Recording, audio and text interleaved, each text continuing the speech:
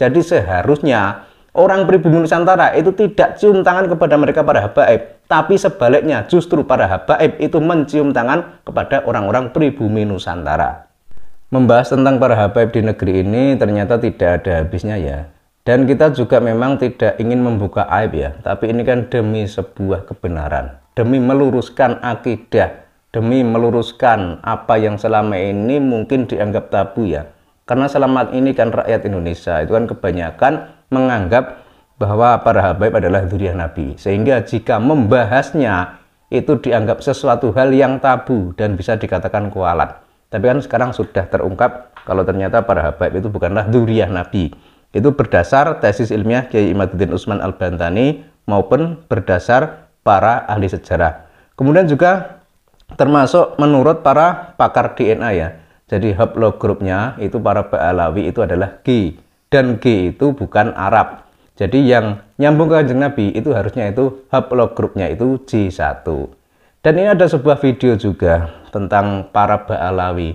Jadi ini ada sebuah peraturan tentang pernikahan antara yang non Ba'alawi dengan Ba'alawi. Jadi di sini disebutkan kalau ada orang non Ba'alawi itu menikahi perempuan Ba'alawi, itu ada kemaksiatan di dalam pernikahan. Kita simak videonya ya. Ketika Anda menikah dengan Syarifah, itu ada maksiat di dalamnya. Apa maksiatnya?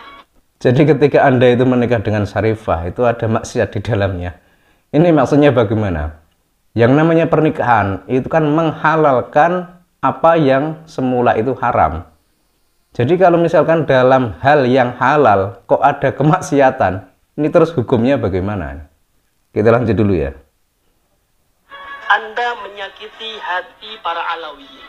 Oh, maksudnya kemaksiatannya itu menyakiti hati para Alawiyin. Lah, para Alawiyin ini siapa? Sekarang kita balik bertanya. Kalau para Alawiyin itu para ulama atau wali atau siapalah orang hebat, itu kok gampang sakit hati? Kan seperti itu. Kalau Anda menyakiti hati para Alawiyin, mau tidak mau Anda menyakiti hati Hababah Fatimah Zahra. Wah, ini sudah parah. Kalau Anda menyakiti hati Alawiyin, ini sama saja menyakiti Siti Fatimah Az-Zahra. Aduh, gimana ini maksudnya? Kalau Anda sudah menyakiti hati Hababah Fatimah Zahra, berarti Anda sudah menyakiti hati kekasih Allah Subhanahu wa taala, yaitu Nabi kita Muhammad sallallahu alaihi wasallam. Wah, ini sudah parah ini. Kok dikait-kaitkan dengan Kanjeng Nabi? Ini hal pernikahan loh ini. Kok dikait-kaitkan dengan Kanjeng Nabi? Ini kan berarti seolah-olah menganggap jika ada orang di luar Ba'alawi menikahi perempuan Ba'alawi itu bisa menyakiti hati Rasulullah. Kan seperti itu. Padahal faktanya kalau kita lihat dalam sejarah para wali songo itu kan jelas mereka itu adalah dzurriyyah Kanjeng Nabi. Jadi berdasar kitab nasab itu terbukti, berdasar sejarah terbukti, dan berdasar tes DNA juga terbukti kalau para wali songo dan keturunan wali songo itu adalah keturunan Kanjeng Nabi. Lah mereka, para wali songo dalam hal pernikahan itu kan tidak seperti itu. Jadi kalau misalkan dalam hal pernikahan kok mengikuti cara modelnya para Ba'alawi, ya harusnya itu para wali songo zaman dahulu tidak menikah dengan orang pribumi Nusantara. Tapi faktanya banyak para wali songo yang menikah dengan orang pribumi Nusantara, baik dari kalangan kerajaan maupun kalangan rakyat jelata. Itu adalah sebuah fakta. Jadi kalau hal ini kok dianggap itu bisa menyakiti hati Rasulullah, ya otomatis para wali songo tidak melakukan semua itu.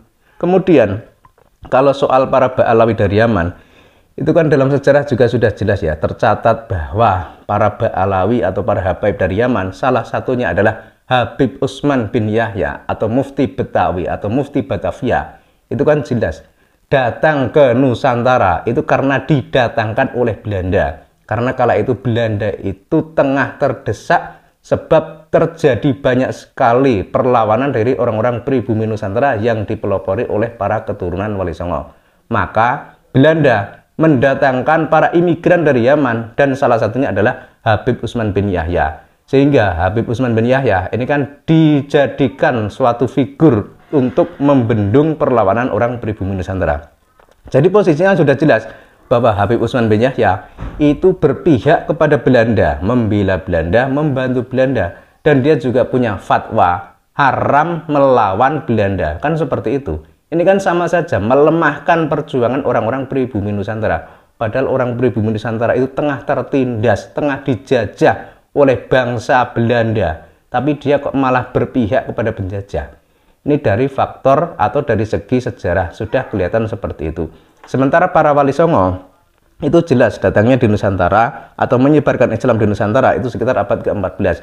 Dan mereka itu murni ke Nusantara itu dalam rangka dakwah menyebarkan Islam. Jadi bukan karena didatangkan oleh penjajah. Itu tidak seperti itu. Jadi dalam sejarah saja sudah kelihatan posisinya para Wali Songo itu berpihak kepada pribumi, sementara para Ba'alawi itu berpihak kepada penjajah. Kita kembali ke video awal tadi. Jadi yang namanya pernikahan itu kan menghalalkan sesuatu yang dulunya haram. Jadi misalkan ada dua orang laki-laki dan perempuan. Kalau bersentuhan itu kan dalam hukum Islam itu kan tidak boleh karena bisa mengandung syahwat. Tapi kalau sudah menikah itu kan semua halal. Nah ini kan menghalalkan sesuatu yang dulunya haram. Tapi kalau menurut si Habib tadi, kok di dalam pernikahan itu ada kemaksiatan. Nah itu hukumnya bagaimana?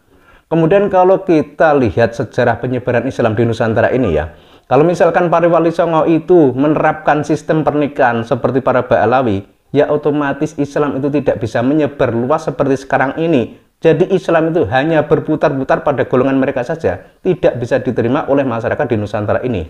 Tapi kalau melihat fenomena yang terjadi sekarang, seharusnya kita itu malah bersyukur ya, kalau para Ba'alawi itu menikahnya hanya dengan kelompok mereka saja, dan tidak menikah dengan orang di luar kelompok mereka. Artinya apa? Artinya untuk memetakan DNA itu lebih mudah.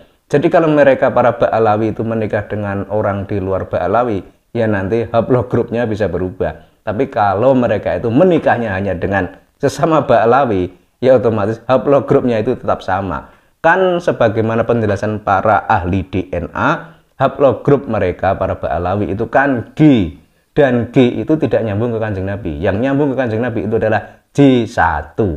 Sekarang kesimpulannya bagaimana? Ya kesimpulannya apa yang disampaikan oleh oknum Habib tersebut yang menyatakan bahwa kalau ada orang luar Ba'alawi itu menikahi Syarifah atau menikahi perempuan Ba'alawi, itu ada kemaksiatan di dalam pernikahan, yaitu adalah hukum untuk mereka saja.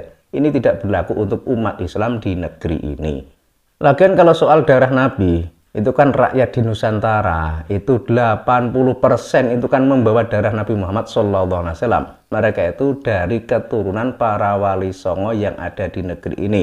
Sehingga kalau misalkan para habaib dari Yaman itu kok merasa sebagai cucu Nabi, ya itu kebalik. Harusnya orang pribumi Nusantara ini yang merasa sebagai dzurriyyah Kanjeng Nabi. Sementara para Ba'alawi ini kan pendatang. Mereka itu tidak terkonfirmasi atau tidak terbukti sebagai keturunan Kanjeng Nabi. Jadi seharusnya orang pribumi Nusantara itu tidak cium tangan kepada mereka para habaib. Tapi sebaliknya justru para habaib itu mencium tangan kepada orang-orang pribumi Nusantara.